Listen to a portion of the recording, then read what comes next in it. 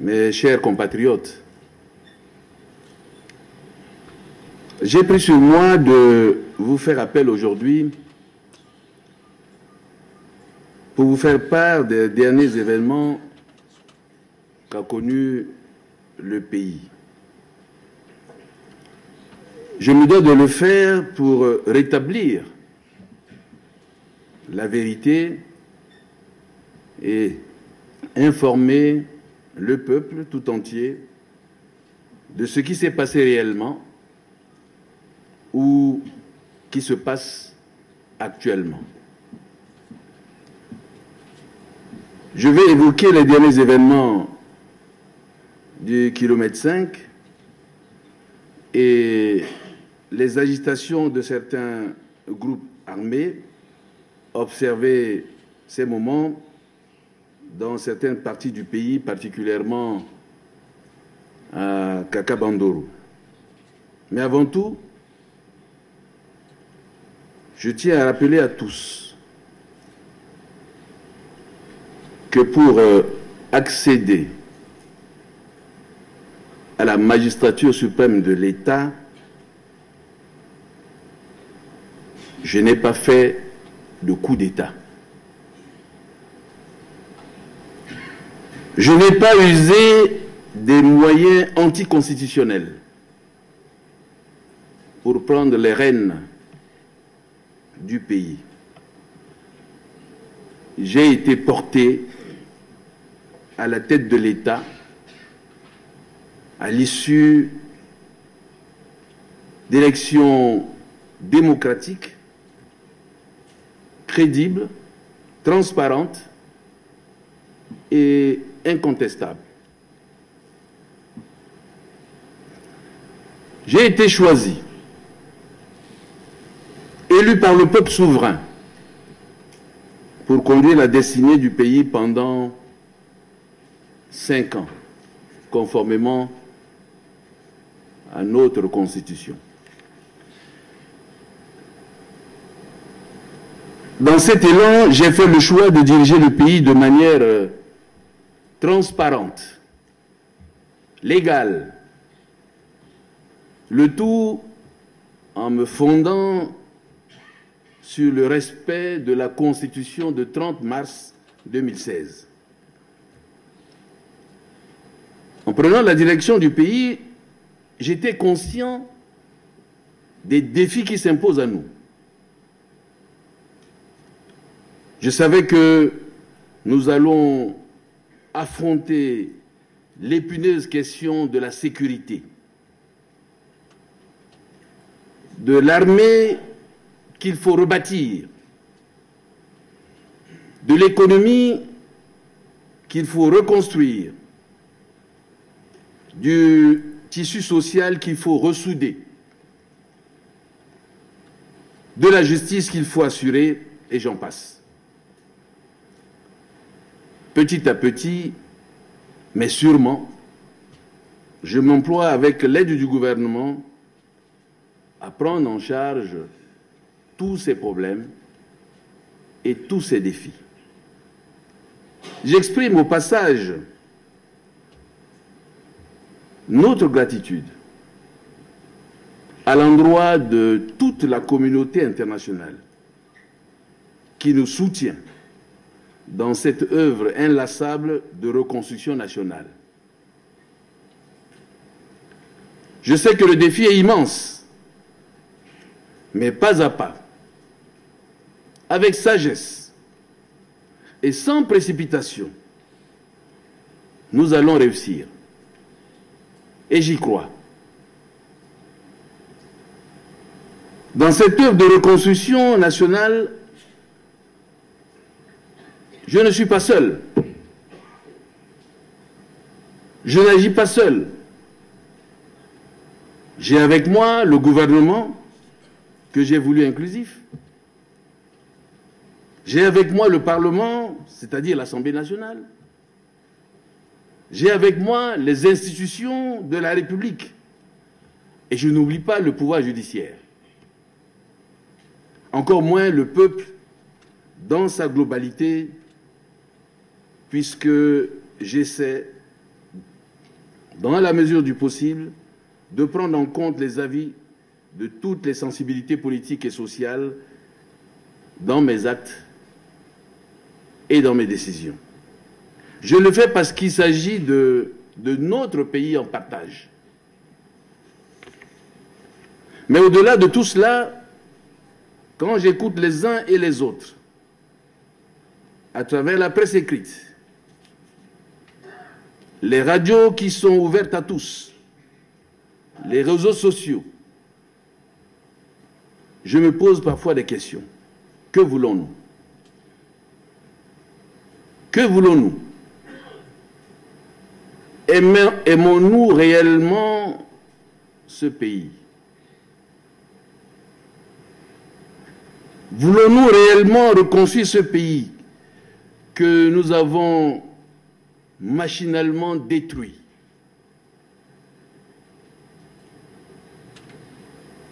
Ce que je sais, c'est que le peuple est fatigué. Il est fatigué. Et cela se voit. Il garde en lui les séquelles de nos folies meurtrières, de nos ambitions démesurées, de notre soif effrénée du pouvoir. Aujourd'hui, il veut la paix pour vivre et vaquer librement à ses occupations dans les diverses parties du pays. Il veut la sécurité, le développement, les routes, l'électricité, la santé, l'éducation, l'eau potable. En tout cas, le bien-être tout court. Il ne veut plus de la guerre, de la course au pouvoir avec ses coloraires que sont la destruction du pays, la désolation, la mort, les déplacements massifs des populations, la fermeture des écoles, etc. Observer nos langages, notre manière de faire et nos égos, il est clair que nous sommes loin de ces aspirations pourtant légitimes. En effet, nous ne cessons chaque jour de remettre au centre de nos activités des contre-valeurs qui ne tiennent pas compte de l'intérêt général. Nous agissons en méconnaissance de la Constitution, en montrant ouvertement notre impatience devant le délai constitutionnel de 5 ans du mandat présidentiel. On pousse, de par nos démarches, une partie de la population à ne plus être respectueuse des institutions de la République et des personnalités qui dirigent l'État. On est tout le temps grincheux et en permanence dans le deuil du verdict populaire, ce qui n'est pas sans conséquence sur la stabilité de l'État, les mentalités de la masse populaire, car c'est indéniable que l'on apprend de cette façon au peuple la désobéissance aux institutions et lois de la République. Je pense pour ma part que ce que nous connaissons en ce moment tire sa source en partie dans ces comportements anti-républicains. Enseignons à notre peuple le respect des règles de la République et de ses institutions. Cela est fondamental pour la stabilité de notre pays. Il est clair que cela est une règle naturelle, qu'on ne peut pas tous être président de la République, tous être députés, tous être ministres ou dans les hautes fonctions publiques. Les rôles au sein de l'État, nous allons les assumer tour à tour, selon les règles établies. Alors, arrêtons de replonger le pays dans le chaos et l'anarchie pour des questions de prestige personnel. Ce qui est certain, le peuple nous observe, il nous voit. Aussi, on ne sert pas son pays qu'en étant ministre. On peut participer par d'autres moyens au développement du pays en faisant le commerce, en travaillant dans l'agriculture, par exemple, mais pas qu'en faisant de la politique politicienne.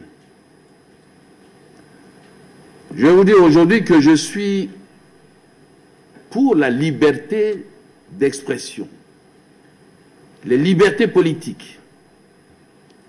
Les preuves sont là. Le pays ne compte pas de prisonniers politiques, encore moins de prisonniers d'opinion. J'ai fait le choix de bâtir un État de droit et je respecterai les règles fondamentales prescrites dans notre Constitution, qui sont les fondements d'un État de droit. Pour autant, je désapprouve la politique du mensonge, la politique qui divise les Centrafricains au lieu de les unir, la politique qui propage la haine et qui fait l'apologie des terroristes, la politique qui vise à nouveau à détruire le pays. J'entends dire beaucoup de choses ces derniers temps,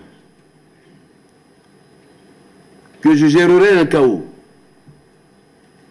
que je ferai de l'exclusion, tous les qualificatifs possibles qui étalent la rancune, l'aigreur, la jalousie et la haine de leurs auteurs. En ma qualité de président de la République, j'enregistre tous ces reproches. Mais j'ai la conscience tranquille devant ces propos qui ne reflètent pas la réalité, car j'essaie chaque jour d'accomplir ma mission dans la limite de mes forces et les circonstances du moment.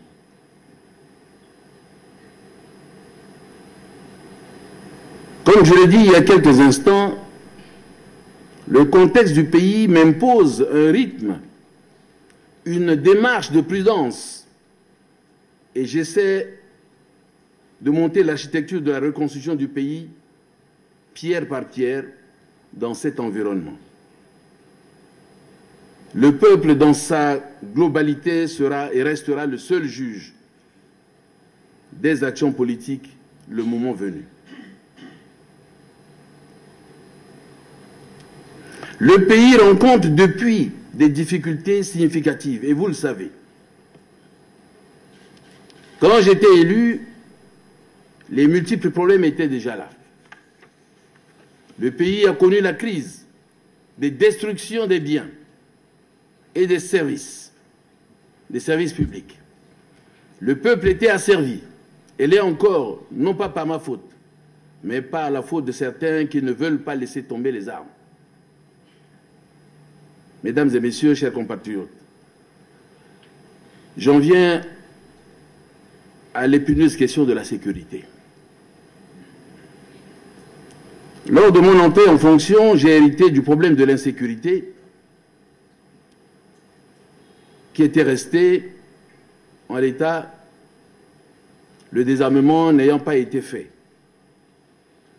Les armes étaient en circulation partout, tant à Bangui que dans les différentes parties du pays. Au Bangui, je le rappelle, on entendait encore dans la capitale des crépitements d'armes tous les jours. Bangui était divisé, la situation était chaotique.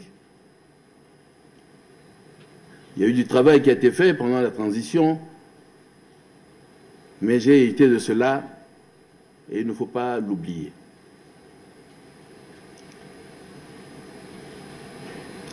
Les gens qui ont pris les armes et qui ont pris le pouvoir étaient repartis après la chute de leur régime à l'intérieur du pays avec les armes. Devant cet héritage, j'avais deux possibilités. Soit de retirer les armes qui sont en circulation tant à Bangui qu'à l'intérieur du pays, par la guerre, soit tenter de le retirer par le dialogue. Je ne pouvais pas retenir la première option, pour les raisons que vous connaissez. Ce choix était incompatible à la politique de réconciliation nationale que je voulais mener, car je devais engager les Centrafricains à faire la guerre entre eux. J'ai alors fait le choix naturel de la négociation et des discussions avec les groupes armés. Les partenaires qui nous accompagnent et qui nous soutiennent m'ont dit que ce choix était le meilleur. Donc cette option a été réfléchie. C'est elle qui convenait dans le contexte de mon accession au pouvoir. L'armée n'étant pas encore en capacité de porter un désarmement forcé. Prendre cette décision irresponsable, ce serait envoyer des hommes et des femmes à la boucherie humaine. Qui aurait pu faire ce choix?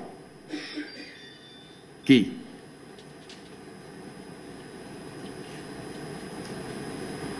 Une chose est sûre et certaine, j'ai lancé le DDRR. Il faut cependant savoir que le DDRR que j'ai lancé est un long processus, car il ne s'accomplit pas en un seul jour. Vous pouvez le vérifier dans certains pays d'Afrique ou d'ailleurs qui ont connu la guerre.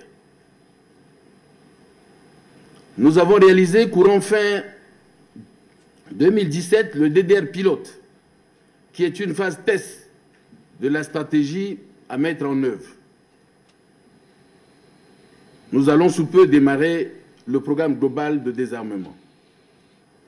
Je m'emploie avec le gouvernement et les partenaires qui nous soutiennent à réussir cette phase. Et j'y tiens. Mes chers compatriotes, je suis cependant chagriné par la poursuite de la violence dans le pays, avec les malheurs et le désarroi qu'il occasionne. La durée du processus et le temps que nous prenons pour la préparation de notre armée expliquent en partie ces moments difficiles. Mais nous travaillons ardemment à remettre notre armée sur pied, à la doter en équipement et l'envoyer assurer la protection des populations civiles et l'ensemble du territoire national. Dans ce cadre, comme vous le savez, nous avons le soutien de l'EITM, qui est une mission de l'Union européenne. Nous avons, avec le soutien de l'EITM, formé 2 bataillons des FACA. Un 3e bataillon est en ce moment en formation et sortira en août 2018. Nous avons envoyé dans des pays frères et amis, tels que le Rwanda, la Guinée équatoriale et autres, des militaires en formation. D'autres ont suivi sur place et continuent à subir des formations militaires diverses, grâce à la bonne volonté de certains pays partenaires, que je remercie au passage. Je n'ai pas le choix que d'accepter toutes les propositions des bonnes volontés qui peuvent m'aider à relever les défis du pays. Pour autant, je ne remets pas en cause les amitiés traditionnelles et historiques de la République centrafricaine. Je reste, au nom de la République centrafricaine, reconnaissant à tous les pays amis qui nous aident et qui nous soutiennent. Revenons sur la question militaire, je dis que cette année, que cette armée, je la remettrai debout pour qu'elle défende le peuple et le territoire à nouveau. J'annonce que je viens de prendre la décision de projeter une partie des bataillons formés dans les jours à venir à l'intérieur du pays aux côtés de la MINUSCA pour aider petit à petit à la restauration de l'autorité de l'État, garantir le redéploiement de l'administration et rétablir l'ordre et la sécurité. Je ne suis pas insensible au problème de l'insécurité, à la situation des Centrafricains qui, tous les jours, perdent la vie, soit à Bangui, soit à l'intérieur du pays. J'essaie de m'organiser avec le gouvernement, avec l'appui des partenaires, pour mettre fin à cet état de choses. S'il plaît à Dieu, les choses vont revenir dans l'ordre et j'y crois. Je demande au peuple de faire confiance et de soutenir le travail que nous menons en ce moment et qui va donner de bons résultats. Mes chers compatriotes, sur les derniers événements, ce qui s'est passé au kilomètre 5 depuis le 8 avril 2018, ce qui s'est passé au kilomètre 5 n'est nullement une action engagée contre une communauté donnée. Je l'ai déjà dit à l'occasion d'une courte adresse à la nation. Il s'agissait en réalité d'une opération de police, c'est-à-dire une opération de l'établissement de l'ordre avec l'appui de nos partenaires de la MINUSCA. Encore une fois, je m'incline sur les morts enregistrés dans le cadre de cette opération. Je m'incline également sur la mémoire des soldats de la paix de la MINUSCA qui étaient tombés sous les balles lors de cette opération. Je n'ai pas été élu pour décimer des communautés formant notre peuple, ou tout au moins l'une de ses composantes. J'ai été élu pour protéger les Centrafricains dans leur globalité, pour protéger le pays et pour asseoir l'ordre. Je ne peux assister sans réagir, et ceci indéfiniment, aux agissements des bandits, des criminels, des hors-la-loi, des auteurs du chaos, qui prennent en otage, dans le cadre d'une mafia et du grand banditisme, toutes les populations du kilomètre 5. Que des détenteurs illégaux d'armes de guerre imposent leurs lois aux paisibles populations, prennent illégalement des taxes aux commerçants, bloquent les quartiers, tuent, pillent, s'opposent au retour à la normalité. Cela est inacceptable. J'ai donc décidé qu'il soit mis fin à cette situation. Il ne s'agissait que de cela, pas autre chose, comme d'aucuns ont voulu le faire croire. L'opération Soukoula va se poursuivre jusqu'à ce qu'on démantèle ce réseau de dangereux. Je profite de cet instant pour m'élever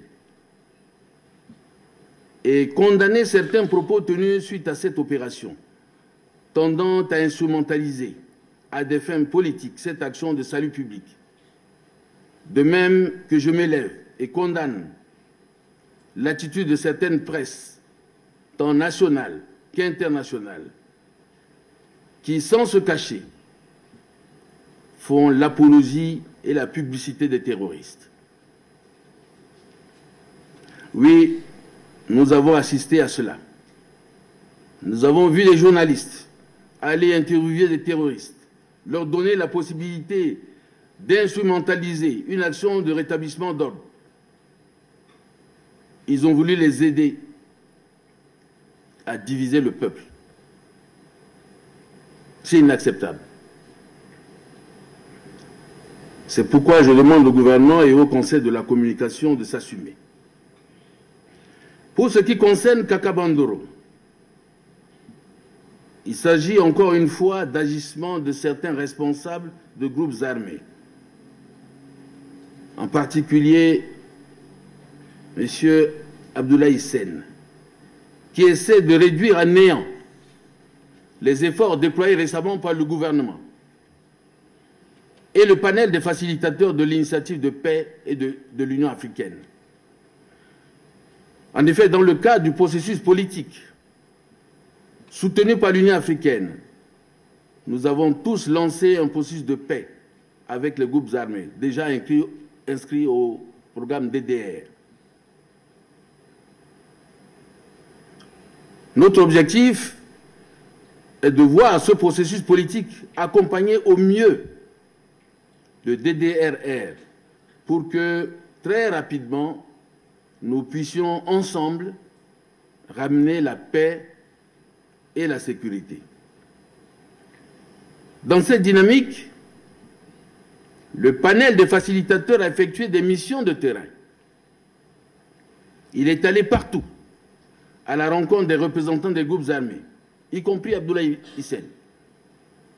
Ils les ont entendus et produit au gouvernement le rapport de leurs préoccupations, qui d'ailleurs sont actuellement en étude. Nous avons pris l'engagement de leur répondre en prenant en compte les recommandations des consultations à la base, les recommandations du Forum de Bangui, les dispositions pertinentes de la Constitution, tout en informant le peuple, le moment venu, et leur représentation. Malgré le processus enclenché, M. Abdoulaye Sen se lance dans une aventure guerrière et irresponsable, accompagné de mercenaires étrangers.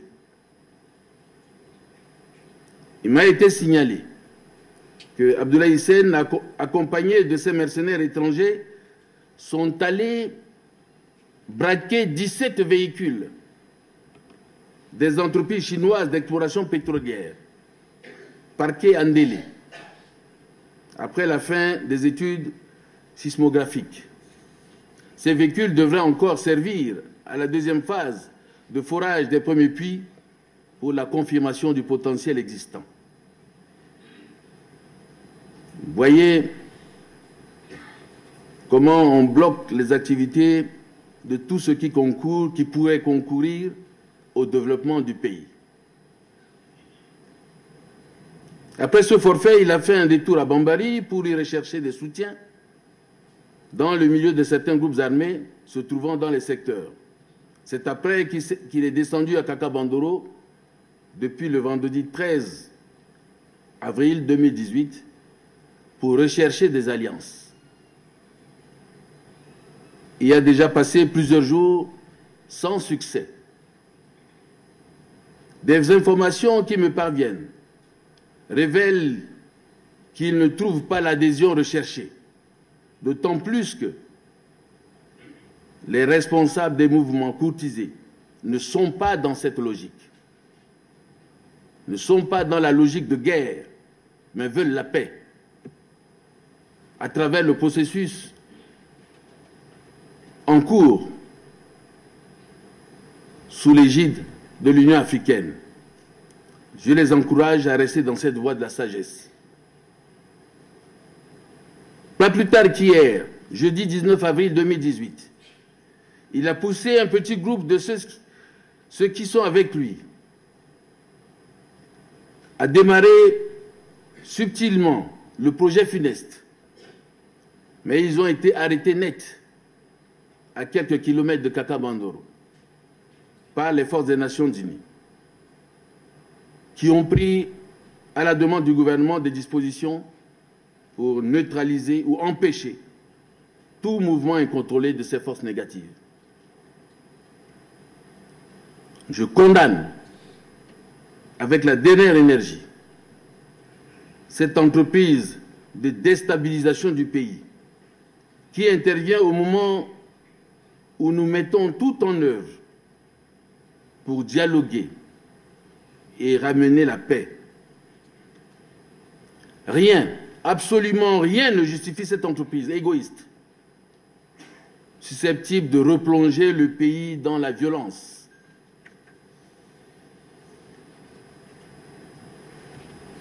Abdoulaye Hissène complique sa situation déjà difficile.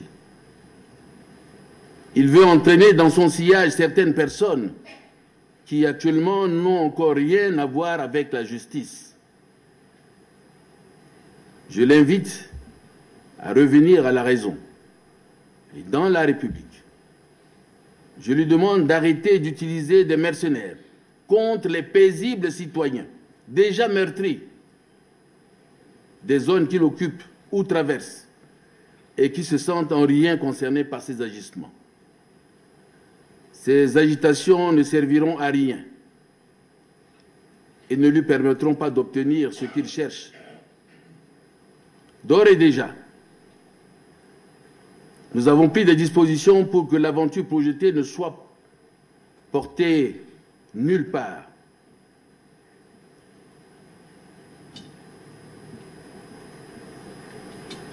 Je ne tolère pas que la violence sur le peuple, je ne tolère pas la violence sur le peuple déjà meurtri. Je ne tolère pas cette logique de guerre que veut nous imposer Abdoulaye Hissène et ses mercenaires. J'ai choisi la politique de la main tendue. Il faut saisir cette opportunité. Je l'ai dit, il ne faut pas en abuser. J'exhorte les responsables des autres groupes armés à faire confiance au panel de facilitateurs, à faire confiance au gouvernement et à ne pas rentrer dans le jeu de ces terroristes et des mains extérieures qui les soutiennent. On ne peut pas diriger un peuple contre la volonté du peuple. Le peuple veut la paix, le peuple veut le développement. Entendons-nous, dialoguons, trouvons la paix entre nous, éloignons-nous de la guerre. La guerre ne construit pas un pays, mais le détruit. Comprenons cela une bonne fois pour toutes. J'exhorte tous les groupes armés à revenir dans la République. Ils ont leur place. De même que je demande à toute la population centrafricaine de garder son calme, de vaquer à ses occupations, de ne pas écouter les rumeurs qui circulent, alimentées par des personnes de mauvaise foi. Le président de la République, le gouvernement, la communauté internationale qui nous soutient, travaillent en ce moment pour assurer votre sécurité et rétablir l'ordre dans le pays. Je me réjouis des appuis des États-Unis d'Amérique, de la France, de la Belgique, de la Fédération de Russie, d'autres pays amis aux forces armées centrafricaines pour le rétablissement de la sécurité sur l'ensemble du territoire. Vive la République!